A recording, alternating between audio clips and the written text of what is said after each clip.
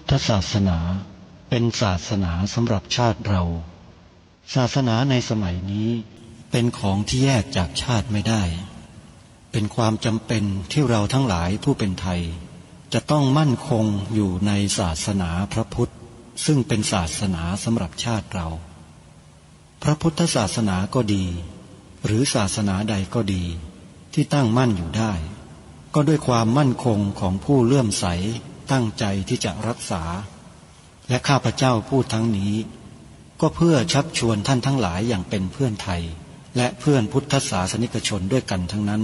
เพื่อความมั่นคงแห่งพระพุทธศาสนาข้าพเจ้ารู้สึกว่า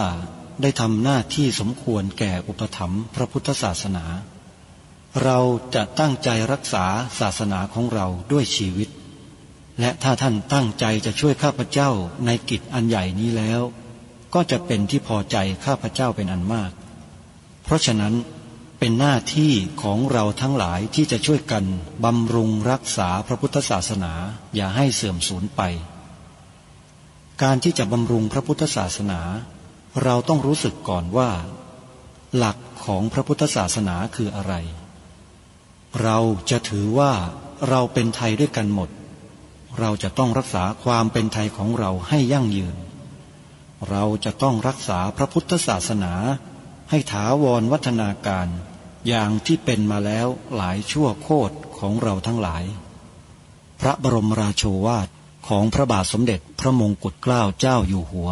รัชกาลที่6พระบรมราโชวาทก็ดีพระราชนิพนธ์ก็ดีหรือพระบรมราชโองการของพระมหากษัตริย์ถือเป็นบทบัญญัติแห่งกฎหมายทั้งหมดทั้งสิ้นการบัญญัติให้พระพุทธศาสนาเป็นศาสนาประจำชาติไทยไว้ในรัฐธรรมนูญจึงเป็นสิ่งที่ถูกต้องทั้งกฎหมายและทางโบราณราชประเพณี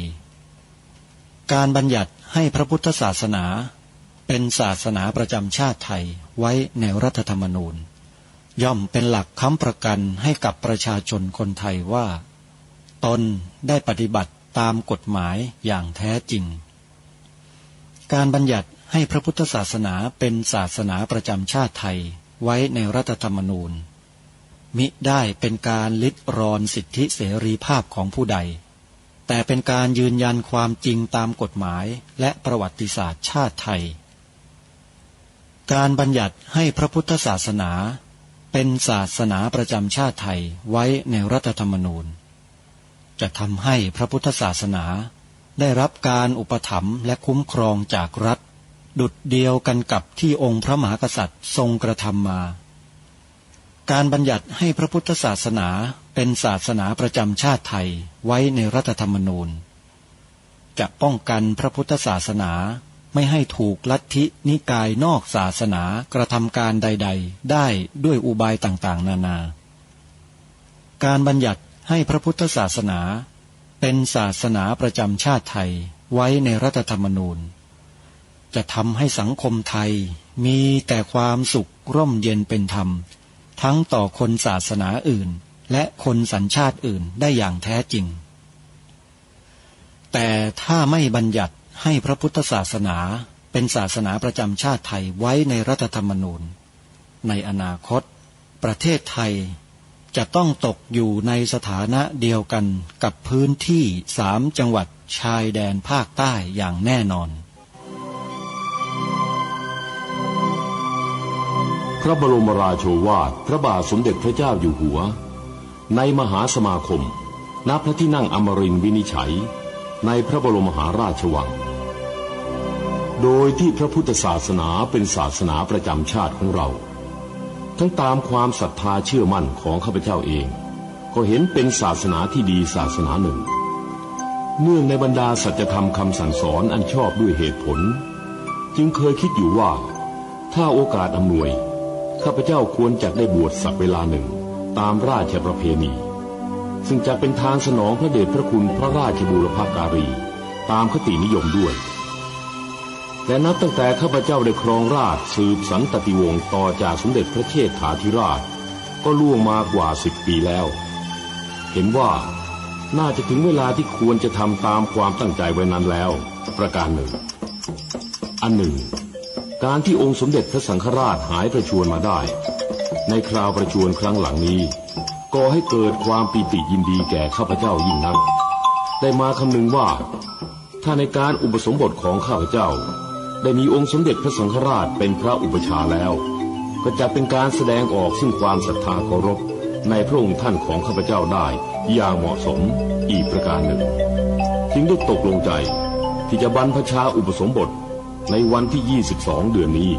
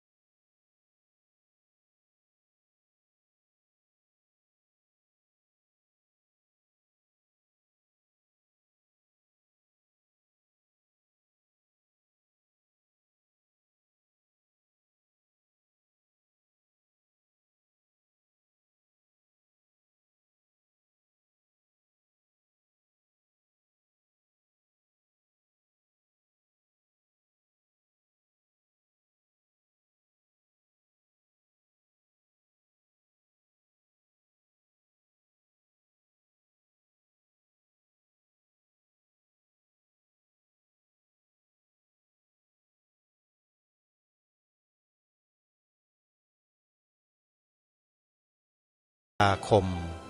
พระพุทธศักราช 2567 รายการคดีโลกคดีธรรมมาพบกับสาธุชนเป็นปกติทุกวันจันทร์ถึงวันศุกร์และวันเสาร์อาทิตย์ทางสถานีวิทยุแห่งนี้ท่านสามารถดาวน์โหลดแอปพลิเคชันที่ชื่อว่าวิทยุพุทธศาสนาทั่วไทยเพื่อติดตามรับฟังรายการนี้ได้ทุกวันและท่านยังสามารถรับฟังทาง YouTube ในการออกอากาศสดได้อีกด้วยโดยท่านสามารถติดตามรับฟังรายการคดีโลกคดีธรรมผ่านทาง YouTube เป็นรายการสดได้ในเวลา 11 นาฬิกาโดยท่านเปิดช่อง YouTube เข้าไปที่วัดฝายหินท่านก็สามารถติดตามรับฟังรายการคดีโลกคดีธรรมผ่าน YouTube สดๆได้ในเวลา 11 นาฬิกาขอกราบขอบพระคุณท่านอาจารย์พระครูสมุวิสุวัตวรกิจโจเจ้าอาวาสวัดฝายหินตำบลสุเทพอำเภอเมืองจังหวัดเชียงใหม่ที่ท่านจัดทำช่อง YouTube แล้วออกรายการคดีโลกคดีธรรมสดๆในเวลา 11 นาฬิกาพร้อมกับรายการทางสถานีวิทยุวัดฝายหิน FM 104.50 เมกะเฮิรตซ์ให้ด้วยกราบขอบพระคุณครูบาอาจารย์ผู้อำนวยการสถานีวิทยุทุกคลื่นไม่ว่าจะเป็นวัดฝายหินวัดศรีอุดมวงศ์วัดป่าจริยธรรมวัดบ้านปลาคูนวัดอารามมงคลวัดสามชุกและเครือข่ายทั้งหมดที่นำรายการคดีโลกคดีธรรมออกอากาศทำให้พี่น้องชาวไทยของเราได้รับรู้รับทราบถึงเหตุการณ์บางอย่างและเรื่องราวในบางประเด็นที่มีความสำคัญต่อความมั่นคงของพระพุทธศาสนาของเรารายการนี้ไม่ใช่รายการธรรมะแต่เป็นรายการปลุกจิตสำนึกความเป็นไทย ให้เกิดมีขึ้นในจิตใจของผู้คนในสังคมเราไม่ได้ปลุกเพื่อให้เกิดความคลั่งชาติแต่เราปลุกเพื่อให้เกิดมีความสำนึกต่อชาติตนเองให้รู้ที่มาที่ไปของความเป็นชาติไทยว่ามีความเป็นมาเป็นไปอย่างไรเท่านั้นมิได้มีเจตนาที่จะกล่าวร้ายหรือว่าร้ายผู้ใดทั้งสิ้นเพราะการกล่าวร้ายว่าร้ายหมายถึงกล่าวหาผู้อื่นที่ไม่ได้กระทำความผิดแล้วไปกล่าวหาเขากล่าวร้ายว่าร้ายเขาแต่สิ่งที่ทางผู้ดำเนินรายการคดีโลกคดีธรรมได้กล่าวได้พูดนี้เป็นความจริงเป็นเหตุการณ์ที่เกิดขึ้นจริงๆในบ้านเมืองของเราคนที่เดือดร้อนคือคนที่กระทำความผิดกระทำต่อประเทศชาติบ้านเมืองของเราจริงทางรายการมีหลักฐานมีพยานยืนยันหมดไม่ว่าจะเป็นเรื่องของการบิดเบือนความหมายสีขาวของธงชาติเรื่องของการเปลี่ยนแปลงสีธงประจำเมืองหลวงของประเทศไทยคือกรุงเทพมหานครเป็นต้นการบิดเบือนข้อมูลที่เป็นเท็จในเรื่องของธงชาติหลายๆกรณีมีหมดหลักฐานยืนยันทั้งสิ้นและถามว่ามันมีความสำคัญอะไรถ้าหากมีคนตั้งคำถามว่าเรื่องที่กล่าวมาเมื่อสักครู่มันมีความสำคัญอะไรถ้าคนถามแบบนี้แปลว่าคนถามนั่นแหละต้องถามตัวเองว่าเป็นคนไทยอยู่หรือเปล่าไม่ต้องมาถามคำนั้นกับผู้ดำเนินรายการว่ามันมีความสำคัญอะไรถึงนำมาพูดนำมาบอกคนที่ถามอาตมามาแบบนั้นอาตมาก็ต้องถามกลับว่าคุณเป็นคนไทยอยู่หรือเปล่านี่คือรายการคดีโลกคดีธรรมท่านสาธุชนผู้ฟังทุกท่านในช่วงระยะเวลาที่ผ่านมาเมื่อสัปดาห์ที่แล้วมีการจัดโครงการค่ายเยาวชนสร้างชาติที่จังหวัดเชียงใหม่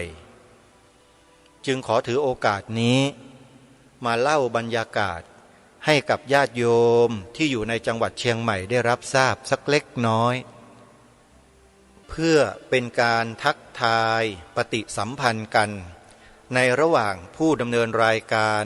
ที่จัดรายการอยู่ทางสถานีวิทยุประจำจังหวัดเชียงใหม่2 สถานีคือสถานีวิทยุสาธารณะเพื่อพระพุทธศาสนาคลื่นวัดหนองกาย FM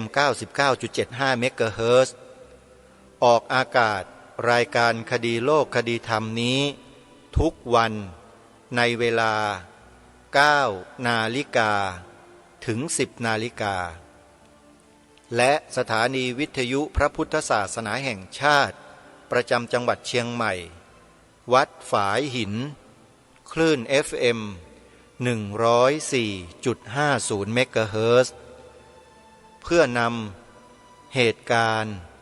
ที่เกิดขึ้นสดๆร้อนๆมาเล่าสู่กันฟังหลังจากที่รายการคดีโลกคดีธรรมได้ประกาศเชิญชวนญาติโยมศรัทธาสาธุชนได้ไปเยี่ยมชมโครงการอบรมค่ายเยาวชนที่วัดพระธาตุดอยสะเก็ดปรากฏว่ามีญาติโยมจากสันกำแพงญาติโยมที่อยู่ในอำเภอเมืองบางท่านเดินทางไปพบกับอาตมภาพถึงค่ายเยาวชนที่วัดพระธาตุดอยสะเก็ด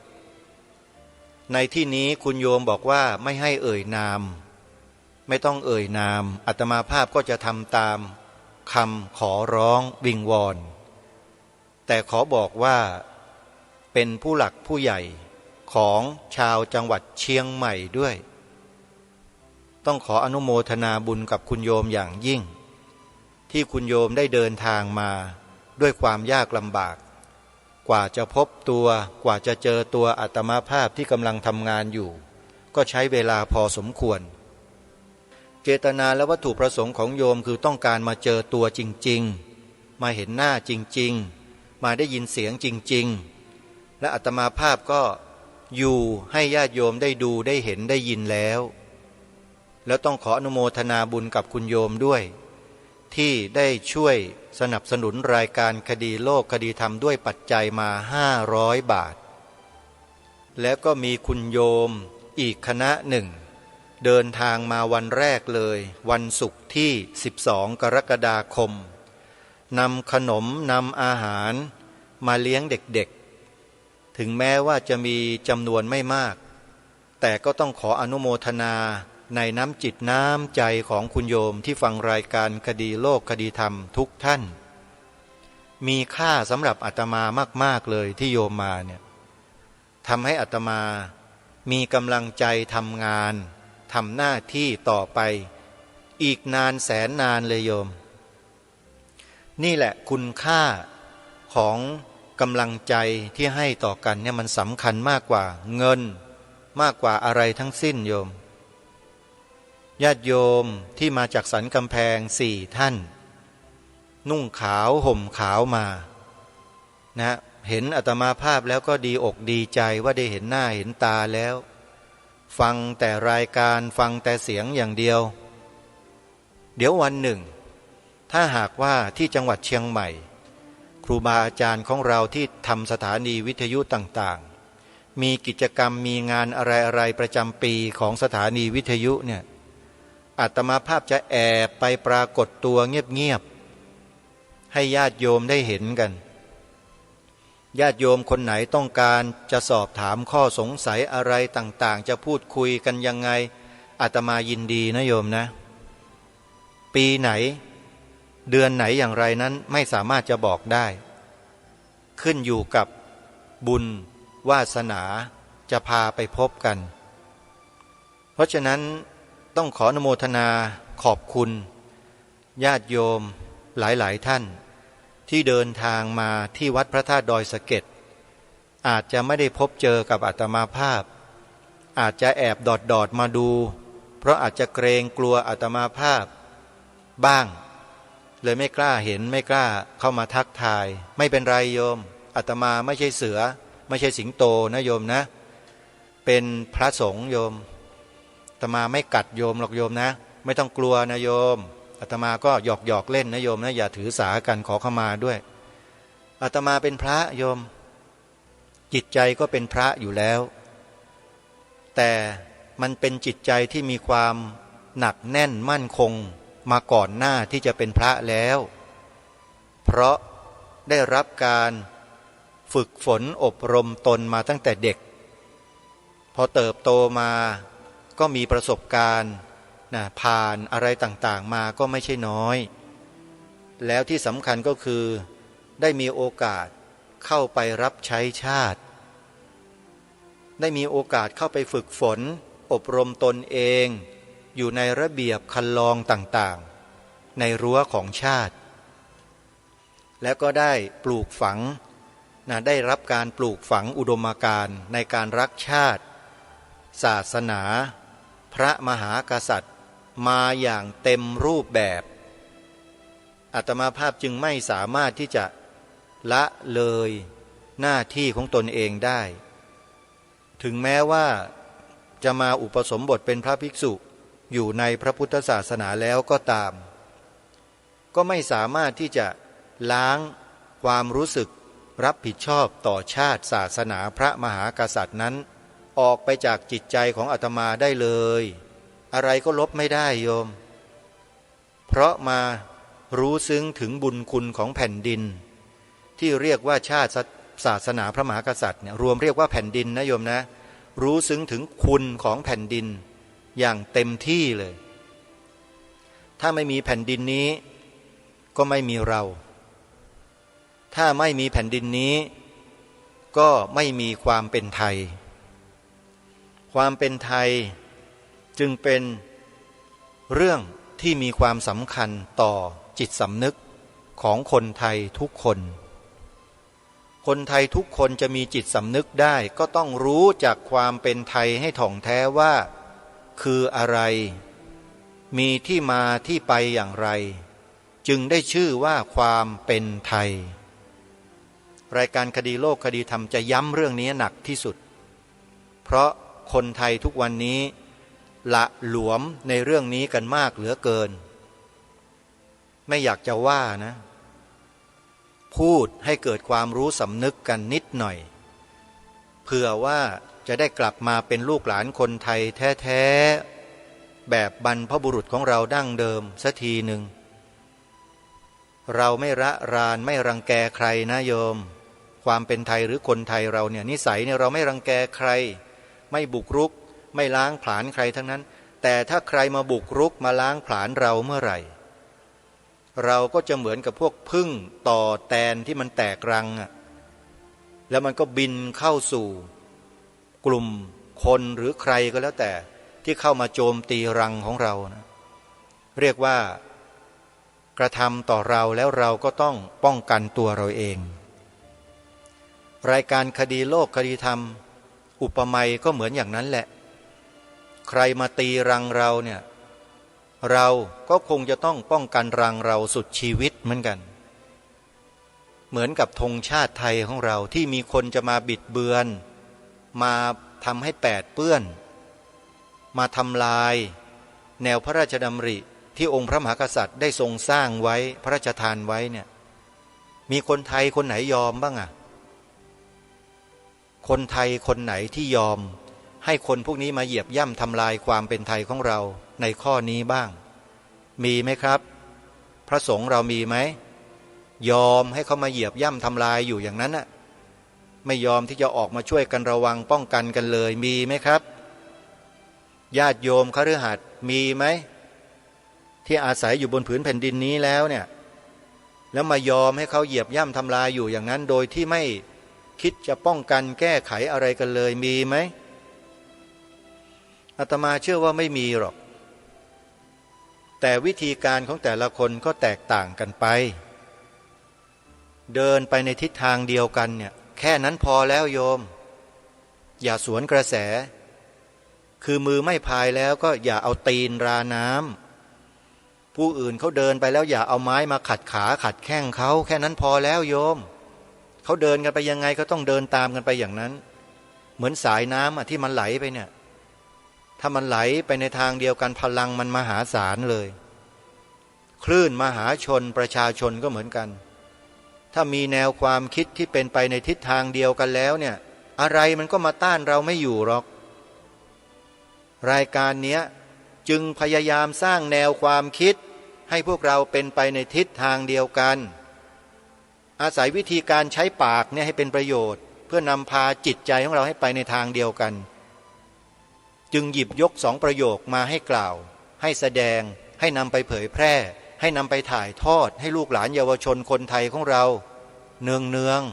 ๆไม่ได้ให้ทำอยู่แค่ครั้งเดียวแล้วเลิกทำมันไปตลอดชีวิตนี่แหละโยม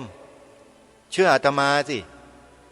ไม่ได้ผิดอะไรเลยนะเนี่ยเป็นสิ่งที่สมควรอย่างยิ่งและก็ถูกต้องด้วยแต่พวกเรามัวแต่คิดอะไรกันอยู่มัวแต่ทำอะไรกันอยู่หรือมองว่าสิ่งนี้เป็นสิ่งที่เด็กๆเล็กๆเขาทำกันเราเป็นผู้หลักผู้ใหญ่แล้วไปทำนะอายเด็กอย่างนั้นหรือเปล่าคิดแบบนั้นเหรออาตมาว่าความคิดตื้นๆแบบนี้ไม่ควรจะมีนะในหมู่พี่น้องคนไทยของเรานะรายการนี้ทำรายการมา20 ปีเต็มๆแล้วเผชิญกับเหตุการณ์โดยตรงมาหลายต่อหลายครั้งสิ่งที่นำมาบอกมาเล่ามากล่าวนี้เป็นคนเผชิญเองด้วยตัวเองเจอเองทั้งหมดเลยดีนะที่เจอถ้าไม่เจอเนี่ยก็ไม่มีใครนะที่จะหยิบยกขึ้นมากล่าวมาพูดแบบนี้หรอกก็จะเงียบกันไปทั้งบ้านทั้งเมืองเลยแต่รายการนี้เงียบไม่ได้เพราะเรื่องนี้เป็นเรื่องใหญ่เป็นเรื่องที่สำคัญมากถ้าพวกเราไม่ร่วมด้วยไม่ช่วยกันไม่เดินไปในทิศทางเดียวกันนะหมดนะครับความเป็นไทยไม่เหลือนะครับคนพวกนี้มันมีลักษณะอย่างหนึ่งที่เราจะมองไม่ค่อยเห็นมันเป็นพวกอีแอบมันแอบทำกันอยู่มันอยู่ในอำนาจนั่นแหละแต่มันแอบทำกันอยู่ ขอให้ทราบกันไว้ด้วยนะฮะอำนาจแบบนี้แหละที่เราจะต้องสำนึกกันให้มากพระราชดำรัสของล้นเกล้ารัชกาลที่9พระบาทสมเด็จพระบรมชนกาธิเบศรมหาภูมิพลอดุลยเดชมหาราชบรมนาถบพิตร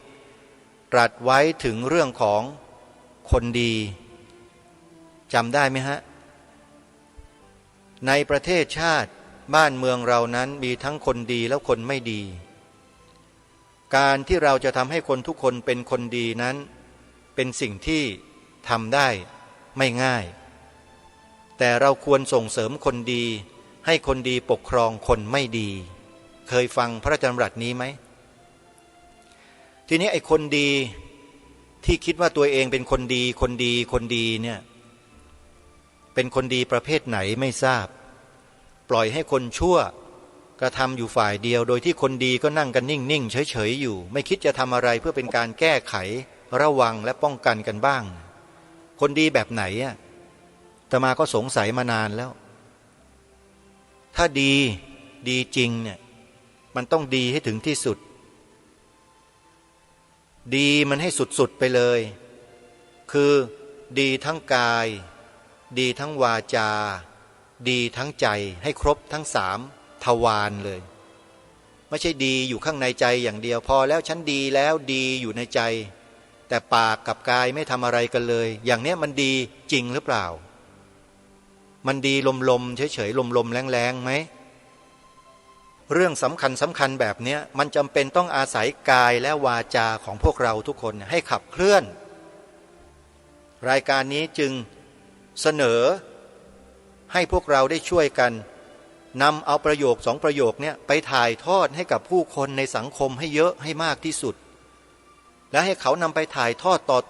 ต่อกันไปให้เยอะที่สุดเพื่อปลูกฝังอุดมการณ์และแนวคิดที่ถูกต้องของชาติบ้านเมืองเอาไว้เพราะมีคนคิดจะทำลายสิ่งนี้ของเราตลอดเลยแต่พวกเราไม่ทราบว่า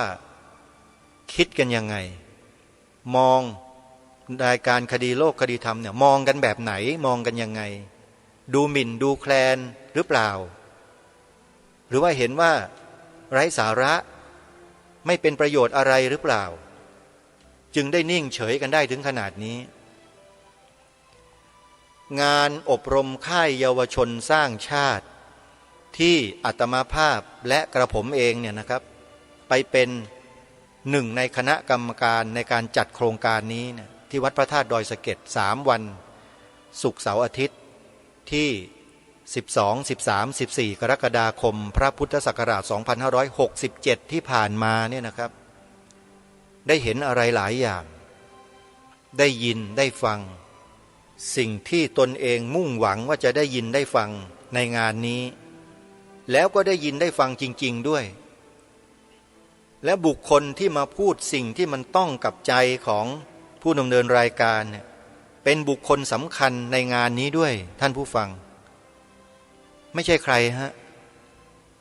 หลวงพ่อรองเจ้าคณะจังหวัดเชียงใหม่เจ้าอาวาสวัดพระธาตุดอยสะเก็ดท่านพูดถึงอะไรพูดถึงสถาบันชาติสถาบันพระพุทธศาสนาสถาบันพระมหากษัตริย์โดนใจผมและอาตมาภาพอย่างมากและวันนี้ตั้งใจจะมาเปิดให้ฟังแต่เผอิญเหลือบดูเวลาแล้วนี่กินเวลามาตั้ง20 กว่านาทีแล้วกลัวว่าจะไม่พอก็เลยขอยกยอดไปเปิดรวดเดียวในวันพรุ่งนี้จบเลยครับฟังกันตั้งแต่ต้นจนจบเลยแล้วพวกเราจะมองเห็นถึงน้ำจิตน้ำใจของพระเดชพระคุณท่านหลวงพ่อเจ้าคุณพระราชโพธิวรคุณด็อกเตอร์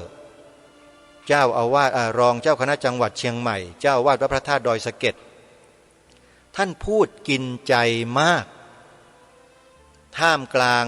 สมาคมในวันนั้นทั้งผู้หลักผู้ใหญ่ที่เป็นผู้แทนของผู้ว่าราชการจังหวัดเชียงใหม่นายกเทศมนตรีจังหวัดเชียงใหม่ศึกษาธิการจังหวัดเชียงใหม่นายกองค์การบริหารส่วนจังหวัดเชียงใหม่ หน่วยงานสำคัญผู้บังคับการตำรวจภูธรจังหวัดเชียงใหม่นะผู้ใหญ่ของจังหวัดทั้งนั้นเลยครับมานั่งอยู่ในที่ประชุมวันนั้นพร้อมกับเด็กๆเยาวชน300 กว่าชีวิตเป็นลูกหลานชาวเชียงใหม่นั่งอยู่ในนั้นทั้งหมดทีมขบวนการจัดอบรมนักศึกษานสช.รุ่น16รุ่น17และพี่ๆอาสาทั้งหลายอยู่ในนั้นทั้งหมดได้ฟังกันทุกคนและทางผู้ดำเนินรายการเองในฐานะที่เป็นนักจัดรายการวิทยุเป็นพิธีกรทางสถานีโทรทัศน์เป็นรองผู้อำนวยการสถานีโทรทัศน์อยู่ด้วยเนี่ยก็คว้ากล้องขากล้องโทรศัพท์มือถือมาตั้งเอาไว้เลยบันทึกเหตุการณ์วันนั้นเอาไว้แล้วเดี๋ยวจะนำมาเปิดให้กับพวกเราได้ฟังกันในวันพรุ่งนี้นะครับท่านได้เมตตาให้โอวาทผู้ที่เข้าร่วมประชุมในวันนั้นอย่างน่าสนใจมากท่านเน้นเลยสถาบัน3สถาบันหลักจะต้องมั่นคงจะต้องช่วยกันดูแลช่วยกันสืบสารรักษาต่อยอดนี่คือสิ่งที่ทางรายการมุ่งหวังว่าจะได้ยินในที่ประชุมแล้วก็ได้ยินจริงๆด้วยต้องขอกราบแทบเท้าพระเดชพระคุณหลวงพ่อเจ้าคุณพระราชโพธิวรคุณรองเจ้าคณะจังหวัดเชียงใหม่เจ้าอาวาสวัดพระธาตุดอยสะเก็ดตำบลเชิงดอยอำเภอดอยสะเก็ดจังหวัดเชียงใหม่เจ้าของสถานที่ที่เหล่ากระผมนักศึกษานสช.รุ่น16ได้ไปขอกราบขออนุญาตใช้สถานที่ท่านจัดกิจกรรมโครงการค่ายเยาวชนสร้างชาติในครั้งนี้ท่านเมตตาไม่ไปกิจนิมนต์เลยหยุดเลยฮะเสาร์อาทิตย์มีกิจนิมนต์ที่ต่างจังหวัดท่านบอกหยุดจะอยู่งานนี้ท่านว่าดูน้ำจิตน้ำใจของครูบาอาจารย์ท่านโยมนะว่าท่านเมตตาต่อพวกเราแค่ไหนและงานนี้บังเอิญมากมีพระสงฆ์มหาเถระผู้ใหญ่ท่านเดินทางมาเยี่ยมวัดพระธาตุดอยสะเก็ดเพื่อมากราบรอยพระพุทธบาทสำคัญของโลกญาติโยมหลายท่านอาจจะไม่รู้นะว่าที่วัดพระธาตุดอยสะเก็ดเขาค้นพบรอยพระพุทธบาทของพระสัมมาสัมพุทธเจ้าจริงๆอยู่ที่วัดพระธาตุดอยสะเก็ดทางหลวงพ่อเจ้าอาวาสและคณะกรรมการวัดส่วนราชการต่างๆได้สร้างเจดีย์ครอบรอยพระพุทธบาทเอาไว้สวยงามมากแล้วก็ได้ทำสกายวอล์กไว้ให้พวกเราได้ถ่ายรูปถ่ายวิวต่างๆสวยงามสุดๆเลยโยมประทับใจมากและยังมีพระพุทธรูปองค์ใหญ่ประดิษฐานเด่นสง่าอยู่ภายในวัดพระธาตุดอยสะเก็ดถึง3 องค์องค์หนึ่งอยู่หน้าอาคารโรงเรียนพระปริยัติธรรมนะพระโอษฐ์ท่านออกสีชมพูสีแดงนะองค์นี้มีพระนามว่าอะไรไม่ทราบเป็นปางประทับนั่ง1 องค์และพระพุทธรูปปางสายญาติองค์ขนาดมหึมาขนาดใหญ่อยู่ตรงเชิงบันไดทางขึ้นสู่องค์พระพุทธรูปพระพุทธมหาจักรพรรดิอันงดงามอยู่บนยอดเขา1 องค์และพระพุทธมหาจักรพรรดิ1 องค์อาตมาภาพขอบอกว่าวัดพระธาตุดอยสะเก็ดได้สร้างพระพุทธปฏิมาที่งดงามใหญ่โตได้อย่างลงตัวมากมีอาคารมีสถานที่พร้อมที่จะจัดกิจกรรมใหญ่ๆได้เลยงานอบรมค่ายเยาวชนสร้างชาติประจำจังหวัดเชียงใหม่สำเร็จลงได้ก็เพราะสถานที่วัดพระธาตุดอยสะเก็ดแห่งนี้ละโยมและที่กล่าวเมื่อสักครู่เผอิญพระเดชพระคุณหลวงพ่อเจ้าคุณพระพรหมวชิรมุนีกรรมการมหาเถรสมาคมเจ้าอาวาสวัดสุทัศน์เทพวรารามท่านเดินทางมากราบรอยพระพุทธบาทเพราะท่านทราบว่าที่วัดพระธาตุดอยสะเก็ดมีรอยพระพุทธบาทของพระสัมมาสัมพุทธเจ้าซึ่งเป็น1 ใน 5 รอยของโลกที่มีจารึกอยู่ในพระไตรปิฎกโยมที่1อยู่ที่พม่าที่2อยู่ประเทศศรีลังกาที่3อยู่ที่ พระพุทธบาทสระบุรีที่ 4อยู่ที่ประเทศอินเดียหรือยังไงนี่แหละครับและที่สุดท้ายครับที่มีจารึกไว้นะฮะอยู่ที่วัดพระธาตุดอยสะเก็ดญาติโยมใครที่ยังไม่เคยไปเยี่ยมไปเที่ยวชมวัดพระธาตุดอยสะเก็ดโยมไปแล้วโยมจะประทับใจขอบอกไม่ใช่มาโฆษณาประชาสัมพันธ์เพราะว่ามาอาศัยที่ท่านจัดกิจกรรมแล้วอะไรต่างๆไม่ใช่นะครับอันนี้สัมผัสด้วยตัวเองนะโยมบันได200 กว่าขั้น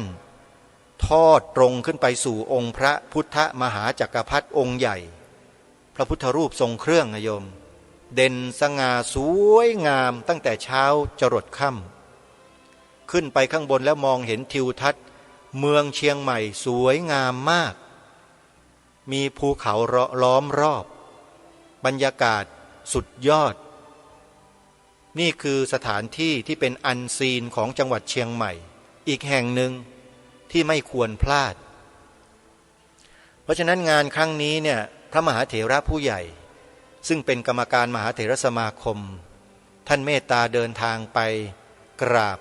นมัสการรอยพระพุทธบาทพร้อมด้วยพระเถระอีกรูปหนึ่งคือพระเดชพระคุณท่านเจ้าคุณพระราชปฏิภาณโสพลผู้ช่วยเจ้าวาดพระอารามหลวงวัดราชโอรสารามหรือที่อาตมาภาพคุ้นเคยกับท่านคือ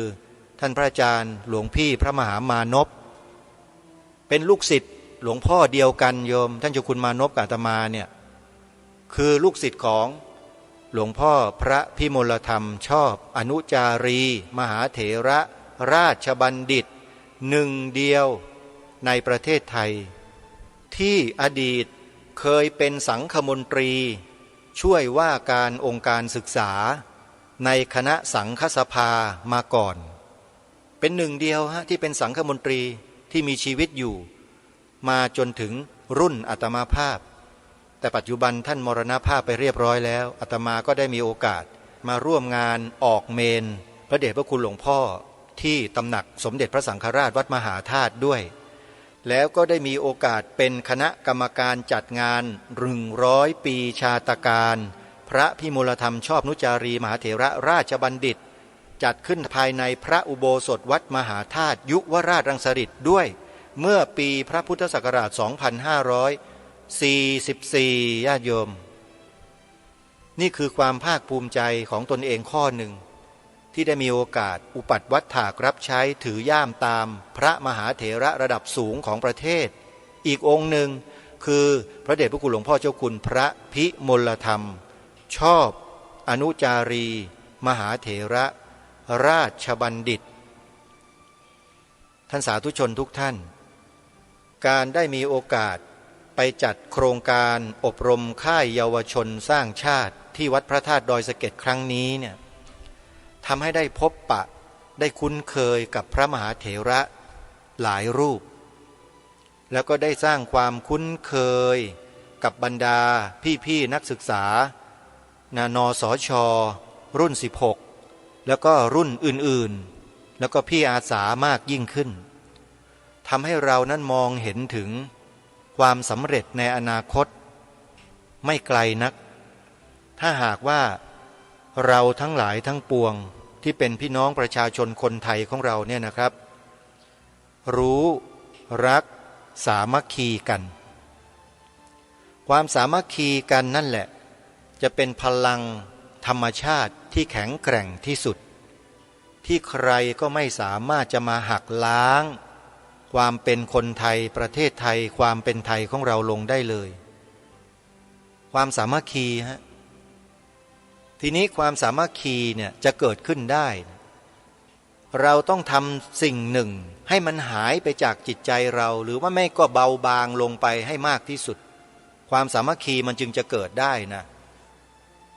คืออะไรฮะคือตัวอัตตาครับคนเรามักจะถือตัวถือตนใช่ไหมเล่าเมื่อถือตัวถือตนแล้วไอ้ตัวถือตัวถือตนที่เรียกว่าอุปาทานตัวนี้แหละครับที่มันจะทำความสามัคคีให้เกิดไม่ได้เพราะกูก็เป็นใหญ่กูก็เป็นหนึ่ง อะไรต่างๆก็กูตัวกูของกูที่หลวงพ่อพุทธทาสท่านกล่าวท่านพูดนี่แหละครับจึงทำให้ความรักความสามัคคีเกิดยากเพราะฉะนั้นเราต้องแก้ปัญหาให้ถูกจุดทำลายไอ้ตัวกูของกูอัตตาตัวตนความยึดมั่นอุปาทานตัวตนของเราเนี่ยให้มันเบาบางให้มากที่สุดเคล็ดลับอยู่แค่นี้เองฮะแล้วก็ไม่มีใครสามารถที่จะมาทำสิ่งเหล่านี้ให้เกิดขึ้นได้นะใครทำให้ใครก็ไม่ได้นะครับนอกจากตัวเราเองทำตัวเราเองคือฝึกฝนอบรมตนเราเองให้มีความเบาบางในเรื่องของอัตตาตัวตนหรือว่าอุปาทานเหล่านี้ให้น้อยลงให้มากที่สุดรู้จักฟังผู้อื่นให้มากๆแสดงความคิดเห็นต่อเมื่อมีความจำเป็นเท่านั้นแล้วการแสดงความคิดเห็นก็อย่าเอาตัวตนเนี่ยเข้ามาแสดงให้นำเอาหลักการเข้ามาแสดงความคิดเห็นในที่ประชุมการจัดงานค่ายเยาวชนหลายๆครั้งที่ผ่านมาเนี่ยได้นำเอาข้อบกพร่องของเพื่อนๆสมาชิกบางคนเนี่ยมาสอนตัวเองมาบอกตัวเองมาขัดเกลาตัวเองว่าอย่าให้เป็นอย่างเขานะอะไรที่ยอมได้เราต้องยอมอะไรที่เย็นได้เราต้องเย็นแล้วต้องเป็นผู้รับฟังที่ดีต่อเพื่อนสมาชิกและถ้าเพื่อนสมาชิกคนไหนแข็งกร้าวอัตตาตัวตนสูงเราก็ต้องเข้าไปหาเขาด้วยความอ่อนน้อมถ่อมตนพูดคุยเจรจาให้ความเชื่ออกเชื่อใจมั่นใจเขาแล้วก็ค่อยๆพูดด้วยเหตุด้วยผลกับเขาก็สามารถที่จะช่วยให้ปัญหาในบางสิ่งบางอย่างเนี่ยลดบรรเทาลงได้เหมือนกันอันนี้เราก็ต้องช่วยกันทำนะครับนี่คือหลักการของการอยู่ร่วมกันเป็นสังคมหมู่ใหญ่จะต้องทำลายตัวอัตตาลงให้เยอะที่สุดฮะเคล็ดลับอยู่ตรงนี้เท่านั้นเองเหมือนเราอยู่กันในต่างจังหวัดเนี่ยที่ฟังรายการกันอยู่ในหลายๆจังหวัดเนี่ยนะครับถ้าหากว่าท่านไม่ลดอัตตาตัวตนไม่ยอมลดตัวอุปาทานความยึดมั่นถือมั่นของท่านลงเนี่ยหลักการที่ทางรายการเสนอไปเนี่ยท่านจะไม่สนใจเลยเพราะท่านถืออัตตาตัวตนสำคัญกว่าตัวเองมีความรู้มากกว่าเรียนสูงกว่ามียศมากกว่าเป็นผู้ใหญ่กว่านี่เขาเรียกว่ามานะอัตตาความยึดมั่นถือมั่น3ตัวนี้แหละครับมันจะผนวกกันประสานกันทำให้ทำงานกับใครไม่ได้ไม่ยอมรับใครเลยและสุดท้ายเดินไปผู้เดียวเป็นไงครับเห็นมาหลายรายแล้วนะที่โด่งที่ดังที่เด่นปรากฏว่าเดินคนเดียวไม่เอาใครเลยถือว่าตัวเองเจ๋งถือว่าตัวเองเนี่ยสำคัญกว่ามีความสามารถสูงกว่ามากกว่าแต่พอสิ้นท่านไปแล้วเป็นไงครับลูกศิษย์ลูกหากระจัดกระจายแตกกระเซาะกระเซิงเจอปัญหาเต็มไปหมดเลยที่นั่นตัวอย่างมีให้เห็นมาดาดดื่นมากมายในสังคมไทยของเราเนี่ยครับแต่เราไม่คิดจะแก้ไขมันเราไม่คิดจะแก้แต่แก้ที่ปลายเหตุไม่แก้กันที่ต้นเหตุอย่างที่ทางรายการได้กล่าวไปแก้ที่อัตตาตัวตนเนี่ยขัดเกลามันให้เบาให้บางให้มันหมดไปยิ่งดีอัตตาเนี่ยอย่าให้มันเหลือก็ให้มันน้อยให้มีกำลังน้อยหน่อยถ้ามันมีกำลังมากๆมาเที่ยวไปขู่คนนั้นขู่คนนี้อยู่ไอ้ขู่คนด้วยกันคนไทยด้วยกันเนี่ยมันน่านักนะเวลาเจอศัตรูหน่อยตัวใหญ่ๆหน่อยไม่พูดอะไรเลยเงียบหมดเลยพวกเนี้ยไม่จริงเนี่ยแบบนี้มันไม่ใช่ของจริงเนี่ยจริงไหมฮะนะอันเนี้ยลองพิจารณากันดูนะโยมคนที่เคยผ่านกระบวนการฝึกอบรมในระดับที่โหดมาเนี่ยนะเหมือนอย่างที่ผมเคยผ่านมาเนี่ยจะรู้จักสันดานคนดีนะไอ้คนที่มันเก๋าๆอยู่ข้างนอกเนี่ยพอเข้าไปอยู่ในระบบเนี่ยนะมันแสดงออกมาให้เห็นท่าแท้เลยรู้เลยว่าโอ้มันไม่มีอะไรนี่นะไอ้คนพวกเนี้ยมันก็ไอ้แค่ข่มขู่เพื่อเอาตัวรอดวันๆหนึ่งเท่านั้นเองแต่เอาเข้าจริงๆแล้วหาแก่นสารสาระไม่มีเลยชีวิตไอ้พวกจิ๊กโกข้างถนนนะฮะพวกนักเลงหัวไม้เนี่ยไม่มีอะไรเลยคนพวกนี้กระจอกมากขออภัยนะ คนที่กำลังเป็นจิกโกข้างถนนน่ะพวกตีหัวหมาด่าแม่เจ๊กเนี่ยพวกท่านน่ะไปฝึกฝนอบรมตนให้มันถูกต้องให้มันถูกวิธีหน่อยจะได้รู้จักตนเองให้มากขึ้นไม่เช่นนั้นก็ยังไปข่มขู่คนอื่นเขาอยู่นั่นแหละ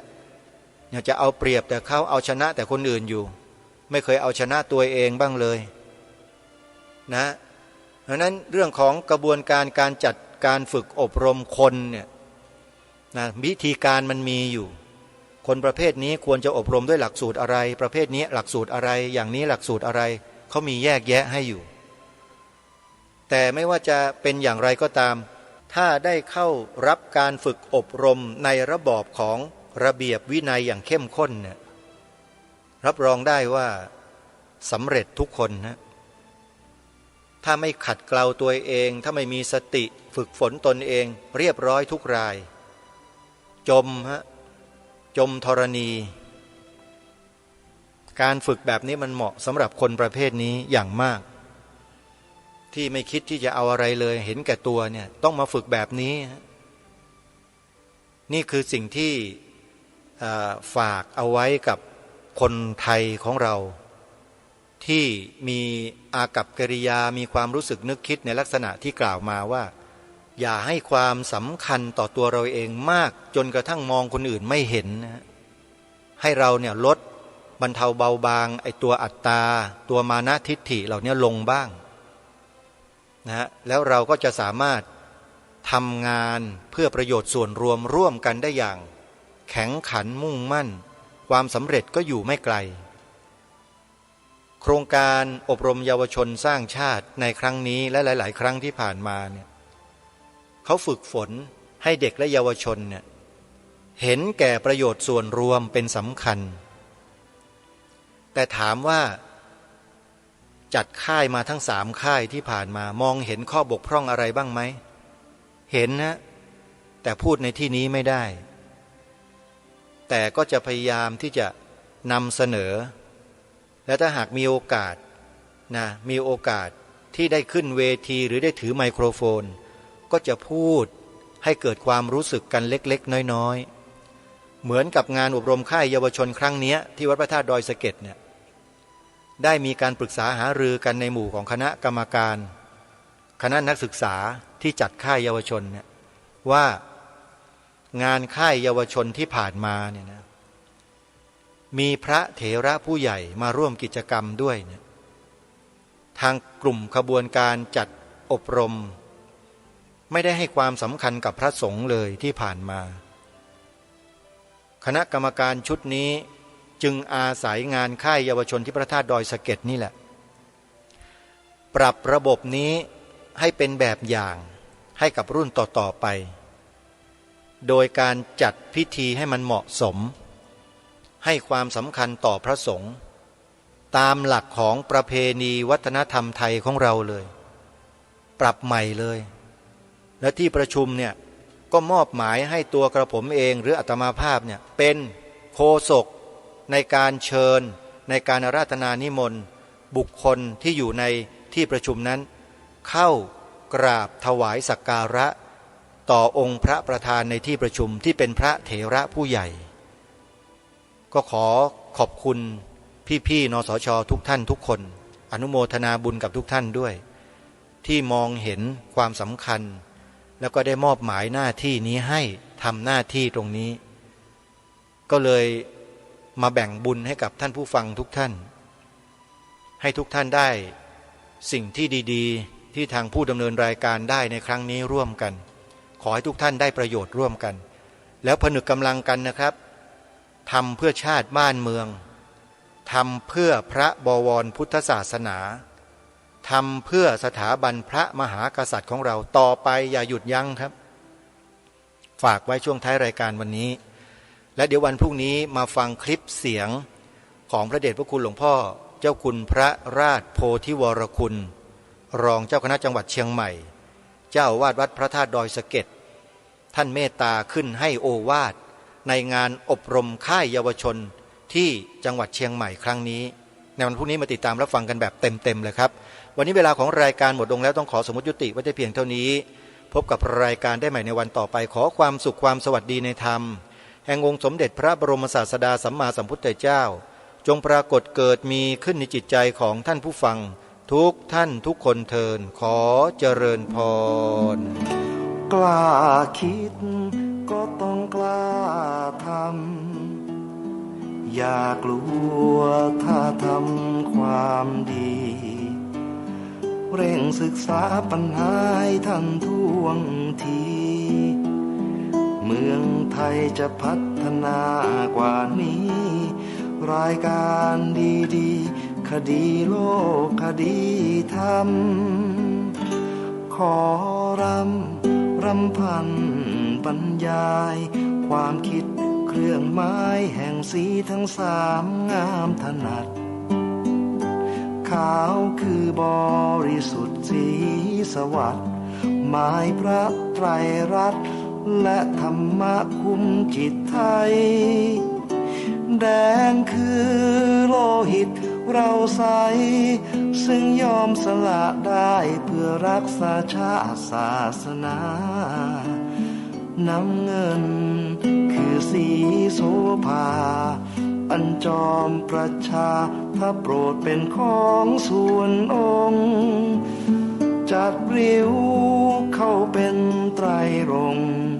จึงเป็นสีธงที่รักแห่งเราชาวไทยทหารอวตารนำไปยงยุทธวิชัยวิชิตก็ชูเกียรติสยาม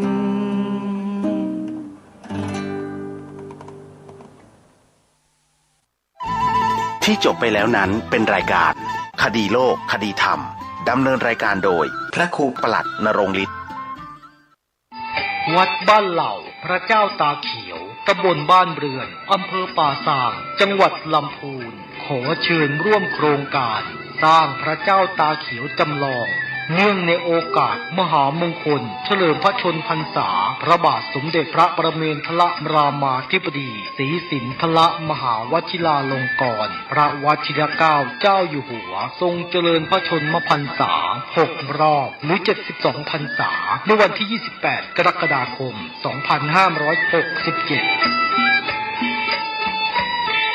ในการนี้ทางวัดบ้านเหล่าพระเจ้าตาเขียวนำโดยผู้ช่วยศาสตราจารย์ด็อกเตอร์พระครูภาวนาโสภิตพระวิปัสสนาจารย์เจ้าอาวาสวัดบ้านเหล่าพระเจ้าตาเขียว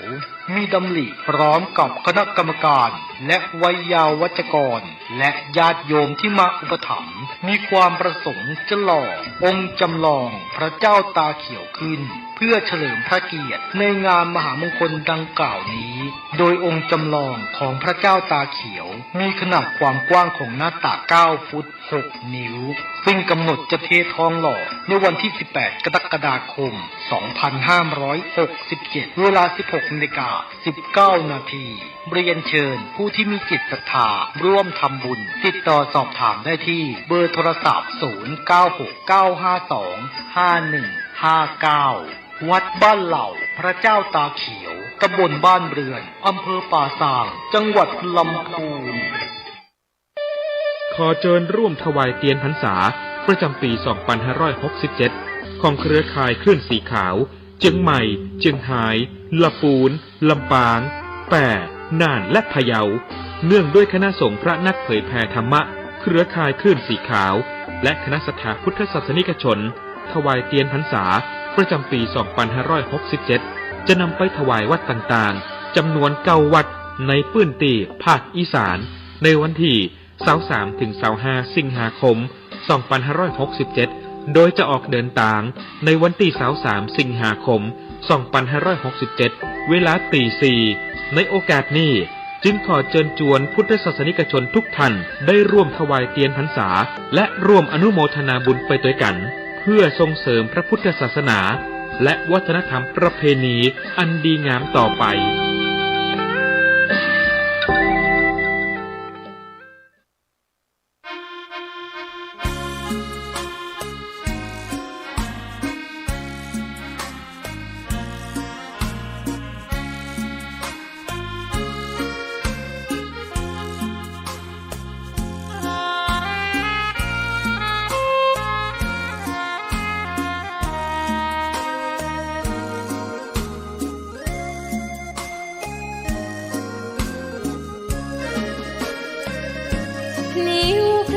ธรรมถูกถ้อยคำเข้าถึงจิตใจฟังรายการวิทยุเสียงใสส่งถึงใจไปสู่ปลายนา